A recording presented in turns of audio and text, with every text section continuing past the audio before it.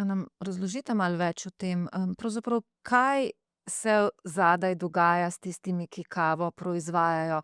Kako je s kmeti, kako je s tem fair tradeom? Tega, tega vidika običajno potrošnik ne vidi. Mhm.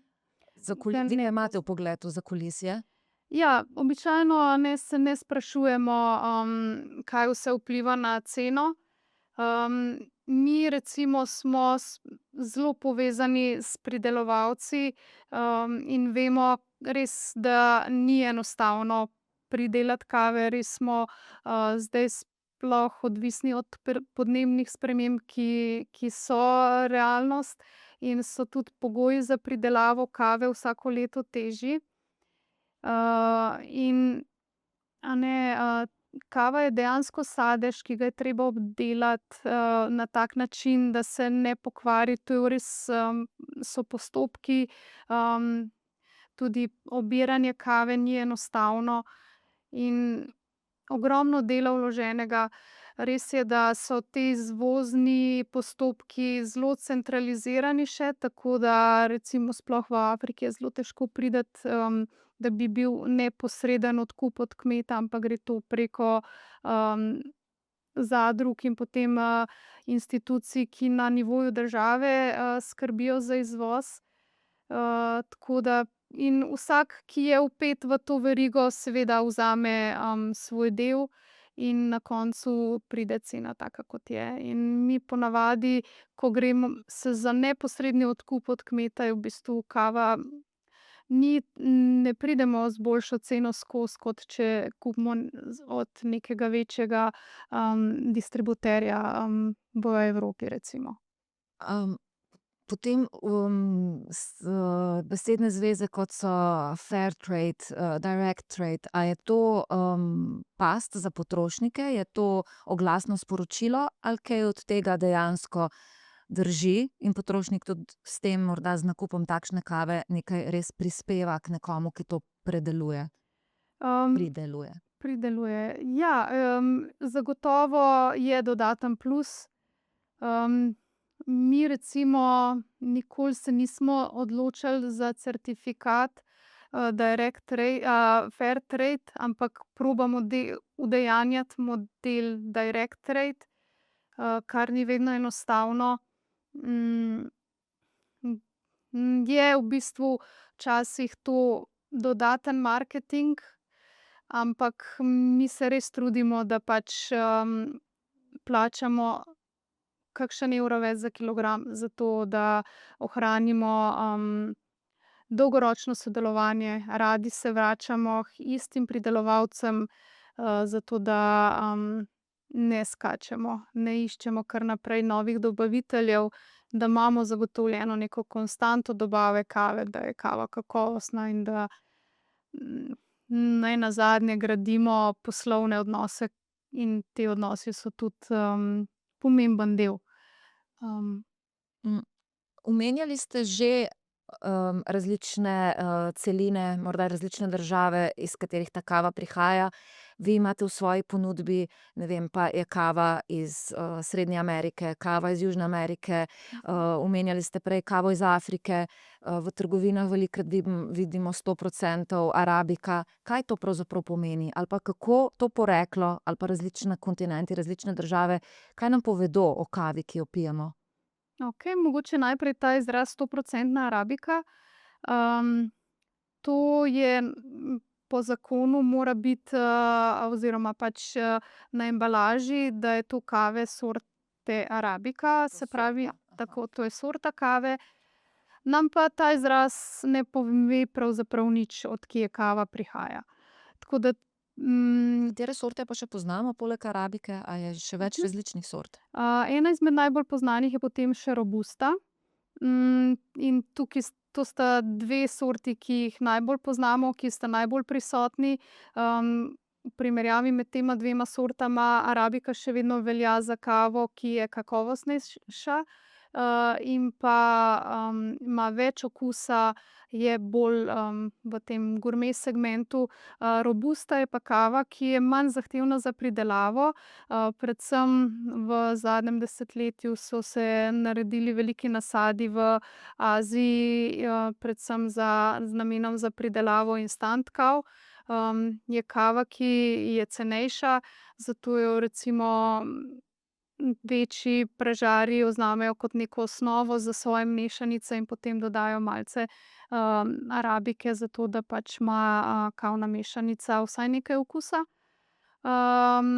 Potem so še sorte liberica recimo, ki je veliko bolj bogata s kofeinom, in je še res malo morje ogromno podsort. Tako da, Okej, in zdaj, če odmisliva sorte in podsorte, imamo potem pa še poreklo, iz kje, ta kava prihaja, kje se jo goji. Kaj nam pa to pove potem recimo o kavi? Se pravi, lahko, naredimo neki, zelo splošen opis. Afriške sorte, oziroma afriške kave so ponavadi, jih zaznamuje več sadnosti, več, živahnosti v okusu. Srednjeameriške kave naj bi imele več karamelnih, poudarkov. Južnoameriške kave, brazilske kave, malce več grenkobnih, not temne čokolade. Ampak to je res tako zdaj, zelo grob opis. Ker odvisno tudi od nadmorske višine, to, kar ste Tako. prej opisovali, od same lege, mikrolege, Tako. kmetije. Res je. Vsi ti dejavniki potem, vplivajo na končni okus kave v skodelici. Tako da recimo mi se res trudimo, da vse te informacije tudi končnemu potrošniku, podamo, in vse to je zapisano na naši embalaži. Kdo je pridelovalec, katere sorte je kava, če so kakšne Ko posebne beremo vašo značilnosti. embalažo, se to, vedno, to se človeku res sline pocedijo. To so, opisi, podtonov, bogatih okusov, kaj vse se zazna. In bi rada vprašala, zdaj, jaz se trudim vedno znova te okuse zaznavati, včasih mi uspe, mnogokrat ali pa največkrat mi ne. So ti okusi verjetno najbolj pridejo do izraza takrat, ko pijemo espresso, torej ko pijemo čisto kavo brez kakršnihkoli dodatkov? Seveda, najlažje je okus kave zaznati, kadar, kavo pijemo brez sladkorja, brez mleka. Res je kava navada, tako da je, težko kar preklopiti, oziroma takrat, ko res želimo okušati, pijemo kavo brez vseh dodatkov. Bi pa rekla, da je mogoče, filter oziroma drip metoda najbolj primerna za tako okušanje oziroma Filter? tako, ja. Oziroma v kavni, industriji poznamo tudi coffee cupping, to je prav okušanje kave. To ni pitje kave, ampak gre za, poseben protokol, ki je namenjen temu, da, poskusimo prepoznati te note, ki jih potem mi navedemo tudi na embalaži, v kavi. Podobno kot someljeji okušajo vino? Tako. Coffee cupping je v bistvu kot someljejstvo pri, vinski kulturi. S katerim delom ali pa, na kakšen način mi v ustih najlažje zaznavamo te podtone? Si predstavljam, zdaj zelo, zelo laično, z različnimi deli, grenkobo na eni strani, Tako. cvetličnost na drugi strani.